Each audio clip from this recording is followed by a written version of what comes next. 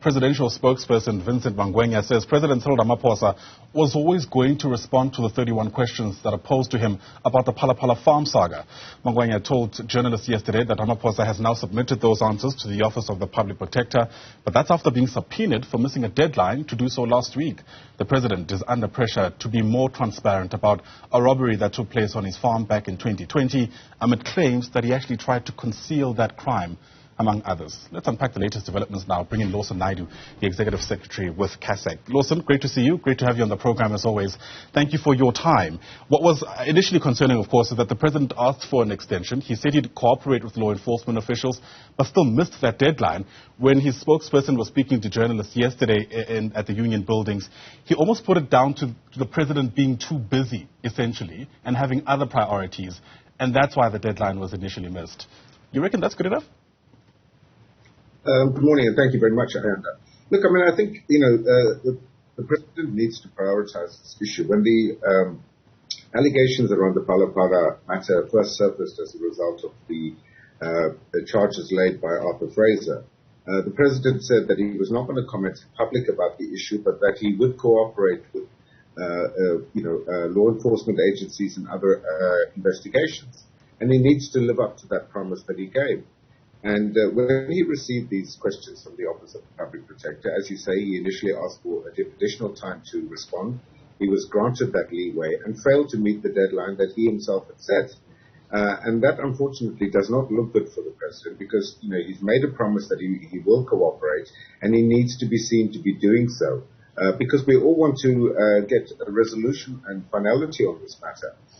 So it's pleasing that he has now responded to those questions, albeit under threat of a subpoena being issued by the Office of the Public Protector. And hopefully Advocate Kaleka, the acting Public Protector, will now be in a position to speedily conclude her investigation and submit her report to Parliament. Yeah, there had been calls from the beginning of the saga that whatever the president says to the Public Protector should be made public. To what extent, in the name of transparency that is, to what extent do you reckon there's legitimacy to those calls? It feels from the Public Protector that if too much is in the public domain, investigations themselves may be compromised. No, absolutely. I don't think there's any requirement for those responses that the president has given to be made public. This is an investigation being conducted by the Office of the Public Protector, and it will indeed undermine the integrity of that investigation and undermine the integrity of the report if that information were to be disclosed at this point in time. We've got to allow the Public Protector to conclude the investigation, prepare her report, and submit a report based on all of the evidence that she will have been had access to, and not simply, respond to the answers that the President has given. So I think those calls for the President's responses to be publicized, I believe those to be misplaced. Yeah, I don't want to leave anything for granted. In what way do you reckon it would compromise the investigation if these things are public? If what the president is saying is true, then that truth exists whether or not it's made public. Well, that's part of the responsibility of the Public Protector to evaluate the president's responses in the light of other information that she will have access to. So to provide one set of responses without looking at the full picture. And that's why the process being undertaken by the Public Protector could be compromised because of only getting that part of the report. But we've got to allow her as an organ of state, an independent Chapter 9 institution, to complete its work, to have that report submitted properly to Parliament, and then we will get the full picture of what is contained in that report.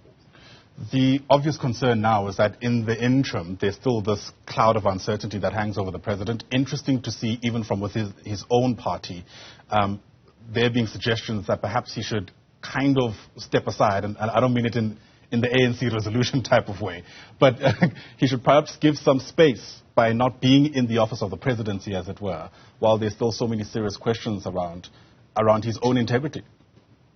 I don't think those calls are justified at this point in time. There's no suggestion that the issues at stake are serious enough to warrant that kind of drastic action to be taken.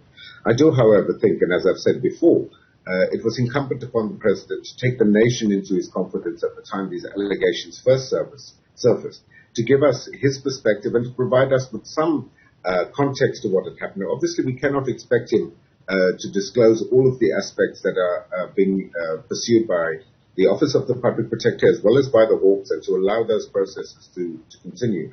But the fact that he's avoided saying anything pretty much about the burglary at Phala Phala in February 2020 is concerning, and that's why it's important that these processes that are being conducted be brought to a resolution as quickly as possible so we can get the full picture and understand exactly what happened. And if the President has committed any wrongs, that those will be exposed. Lawson Naidoo, the Executive Secretary at CASAC. Lawson, as always, thanks very much indeed for your time.